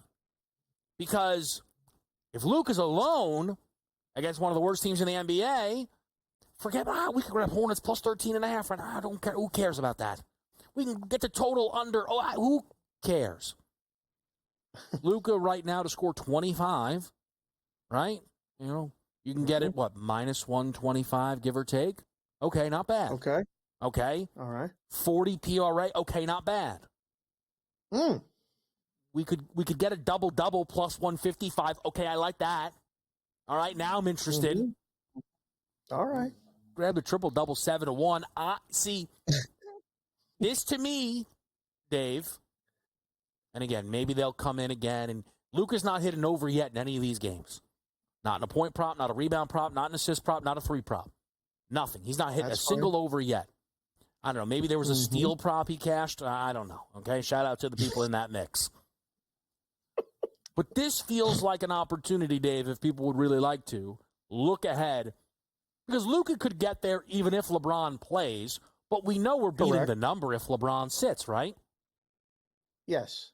100% beating the number if he sits. Now, I mean, and I wasn't giggling to go, oh, God, I forgot that there was one game. I thought the whole league came back on Thursday. So when you said it, I giggled and went, oh, that's right. There is a game tomorrow. Yeah. And I went, oh, man, we do all that work from the book's point of view, put it up, and he don't play. That's the worst thing that we could have from better or book relationship. I don't want to put it up if it's not playing. Because I don't want to give it back. I don't want to say, we knew, you didn't. Nobody knows if he's playing or not. Okay? But if you're trying to beat the number, yes, you should do what you said. Should he play? Like, with the game Thursday in Portland, I don't know if there's a need for him to even play in the game against Charlotte. The number is, I think, already baked in that he's playing. I don't think it's going to move that much if he doesn't, because it's Charlotte. So it's 13.5 pretty much painted. The number's already steaming up to the over. Opener numbers are around 223.5. I'm just looking now on my screen. It's 224.5. It's 225 at a place. So the bad guys have already spoken as far as the total and are already playing it over. So it makes sense to play PRAs or whatever you're talking about. The steals market is a whole nother story. You're right. Congratulations to those people in that mix. Lee, I'm not there right now. No. You have fun. You leave me alone. All right. I'm sitting back. I'm relaxing. It just, I don't know if it happens as much because here's the honest truth. When I used to work on the early line, yes, there were times where I was up and it was 7:15 in the morning, and I'd look at a Brooklyn Nets line back when Harden was on the team, and for some reason they posted a number like the Nets not only were going to have KD, Kyrie, and Harden, but they also traded for LeBron and Steph. You go, well, I don't think any of those guys are going to play. And then the line moved 10 points. I'm being totally honest. I'm not up at 7:15 in the morning. I I don't know if that's how the look-ahead lines are shifting. Probably not that much anymore, right? I mean, that also was a kind of a rare occasion. I remember it like it was yesterday. It was against Utah. The game before was against Phoenix. Dave Consig, I don't think Consig's ever been mad at me. That was the closest. He goes, "You didn't call me? You didn't call me? You didn't know what's going on here?" It was tell me. Now the thing, and I told him, I go, "Well, Dave, if it makes you feel any better, I'm not sure I made $1 off it either." He goes, "That's what?" I think maybe that's when he was like, "All right, now someone needs to explain themselves here." But Right. look, man, I'll just say this, and I know people get frustrated with the NBA, with ins and outs. I think people should be a little, call me crazy, a little more understanding if the oldest guy in the NBA misses a game, but that's just me. But this sounds like opportunity, right? This sounds like we know maybe we're paying more attention than they're paying attention, and we get an opportunity. That's what it looks like to me. I can tell you this: from the book's perspective, we're just trying to find out what the number is that we can get a bet on the dog. I know I can get bets on the favorite. That's easy. It's Lakers with Luka and LeBron. I don't need to know. I need to know who's going to come in here and willingly give me money on Charlotte. That's what I need to know. So if it's high, that's fine. I think the one time, well, this was years ago, but there was a whole season, and the only time I bet against the Lakers because I knew LeBron wasn't playing the next day. We'll be right back here on SportsGrid.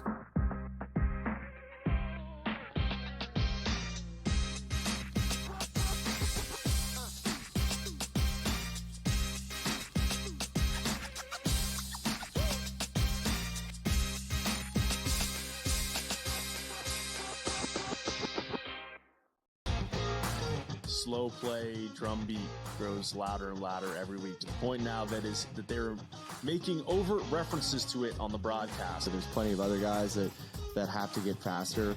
Tom definitely is more deliberate in his conversations, always has been since he's been on tour. I just think about Joe Scaver and when those two started working together, how their conversations always seem to just keep on going and going. The Smiley Show, only on SportsGrid.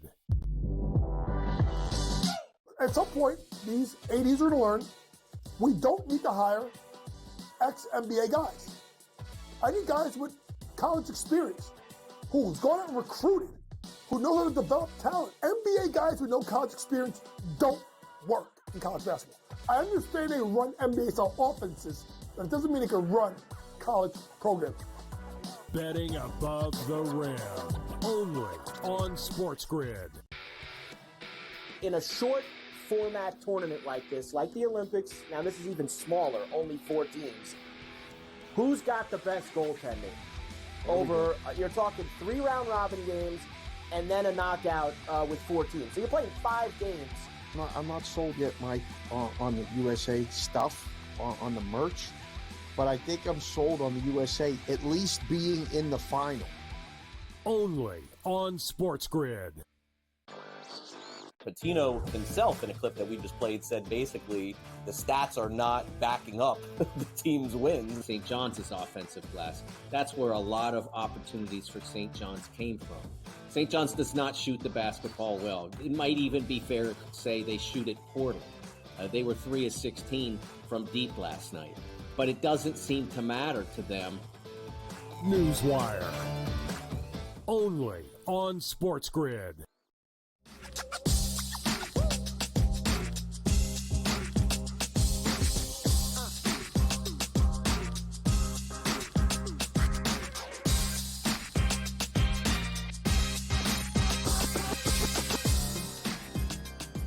Game Time Decisions is live.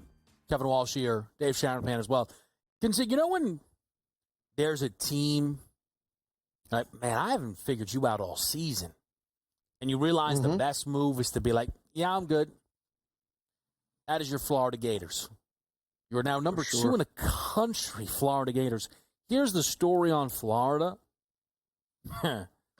I saw the game against Oklahoma. The number was, at the time, I was looking 13.5. I know some had 14.5. Maybe, right? Which was, so let's use the 14.5. Okay? Okay. Yep. That's more than they had just laid to South Carolina, who is decidedly worse than OU. Not like 40 points worse, but they're worse. Haven't won a game yet in conference. Oklahoma's better. So for me, who loves spread math, right? OU. And I stared at that game until I told myself, nope. And guess who's up 17 with 3 minutes in the first half? I'm going to guess it's not Oklahoma. Yeah, it's certainly not Oklahoma. Live number 21.5. And look, OU could come back. But, and some actually may be like, but you're not following the spread math principle. Yeah, but sometimes the books are like me, and they're like, Florida's not that amazing, are they? Like, they're not. Because the South Carolina number was wrong. And now the OU number's wrong. And there could also be spots. Look, the Gators are also just clearly right now, and I don't know if this is great coaching. Here's how they finish out their final 3 games. Home against A&M, at Bama, home against Ole Miss. Right? Okay. Much tougher. They might just be like, listen, we smoke OU. We go to LSU and Georgia. We're favorites in both of those games. Let's not put a foot wrong. We can get the 1 seed. We can. Without a doubt. We're probably going to drop one of those final 3, but what we cannot be doing is losing at home to South Carolina or losing at home to OU. So this Florida team, Consig, who, from a futures perspective, is, they're gaining momentum. Yep. But you can tell that even from the futures end of it, they've not put, they're slowly but surely getting put in that new class, right? And, results like this is only going to help. It's one of those things that I think, we've been talking about, and if you've been paying attention to college basketball, the SEC is different. And, they like to say that about football and everything, but it's real. And I think teams like them will continue to beat bad teams. I mean, making these numbers and putting this up, you did it yesterday with Duke, and you said it, and Duke was going to beat Virginia. Good teams really right now start to really beat bad teams up because they have their eyes on the prize while the bad team is playing out the string and knows that they're going to have to go play in the double bye situation in their postseason conference tournament and go and either get waxed or, even worse, win a game and have to stay overnight and get waxed the next day. The will becomes very separable. Now, as far as the future market, K-Dub, nobody's really believed in Florida. Nobody knows what Florida is yet. We're going to find out, like you said, this stretch, ideally blowout. On the road, maybe a little bit different. Maybe bet the other team total under because they play in pretty good defense. And we'll see the number trickle down. There won't be some massive move. Florida will never be lower than Auburn. They won't be lower than Duke, but they're going to get in the neighborhood. And we talked about it yesterday with Houston. Yeah. We're paying attention to Houston. Not a lot of people are, but that price is trickling downward. So if you're going to grab futures and set yourself up for a portfolio for March Madness, you owe it to yourself to really consider getting a ticket on Florida. I talked a little bit, Dave, and I'll get your thoughts. Not that I think it's a winning bet.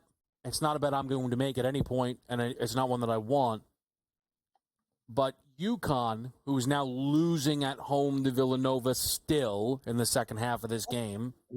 Who is UConn at this point? What are they, Kevin? But here's what they are. Before this game tipped 65-1 to win the title.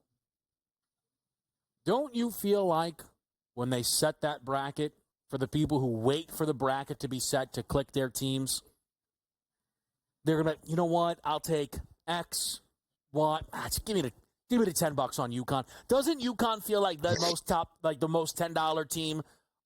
They haven't lost a tournament game in 2 years. They cover all these tournament games. I got to bet UConn. It's polarizing. It's going to be one or the other. There's going to be a lot of people that do exactly what you said, but there will be guys, most likely those guys I like to refer to as the bad guys in the parallelograms and rhombuses and whatever other shapes you can come up with. They're going to be looking to bet against them. They're the same guys that bet against Scottie Scheffler on a PGA Tour. They're the same guys that bet against the Philadelphia Eagles. There's always somebody that will say, that team is done. And they cashed it this year betting against the Chiefs, right? You always look to take down the champ. There will be other side of the fence that will go, you know what? They're really giving me good odds. They did it. They can do it. They can turn. I don't think they can, Kevin. They're an auto fade, I think, come playoff time, conference. We'll see in the Big East. We'll see. They're going to get leverage, high leverage basketball. St. John's is clearly the best team in the Big East. And after that, I mean, Marquette, there's a couple teams listed that are ahead of UConn right now. Now, are they capable of dialing 1 up? Yes. Are they capable of dialing 4 up just to get to San Antonio? I don't think so. Yeah, I don't either. I don't. But let them win their first game by like 14. And there we go. Here's what'll happen. Mm-hmm.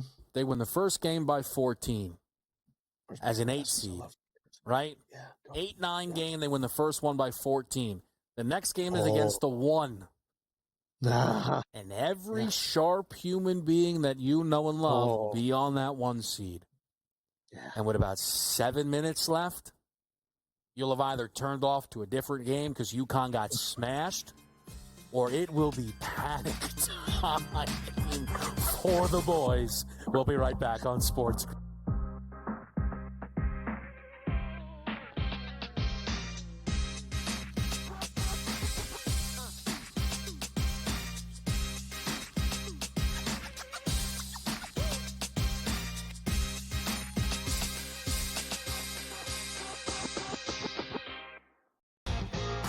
Slow play, drum beat grows louder and louder every week to the point now that they're making overt references to it on the broadcast. So there's plenty of other guys that have to get faster.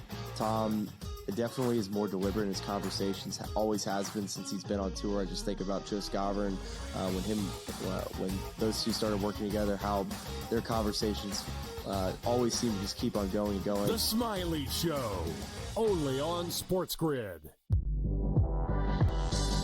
At some point, these 80s are going to learn we don't need to hire ex-NBA guys. I need guys with college experience who's gone out and recruited, who know how to develop talent. NBA guys with no college experience don't work in college basketball. I understand they run NBA-style offenses, but it doesn't mean they can run college programs. Betting above the rim, only on SportsGrid. In a short format tournament like this, like the Olympics, now this is even smaller, only 4 teams. Who's got the best goaltending? Over, you're talking 3 round robin games and then a knockout with 4 teams. So you're playing 5 games. I'm not sold yet, Mike, on the USA stuff, on the merch, but I think I'm sold on the USA at least being in the final. Only on SportsGrid. Patino himself, in a clip that we just played, said basically the stats are not backing up the team's wins. St. John's is offensive glass. That's where a lot of opportunities for St. John's came from. St. John's does not shoot the basketball well. It might even be fair to say they shoot it poorly. They were 3 of 16 from deep last night. But it doesn't seem to matter to them. Newswire. Only on SportsGrid.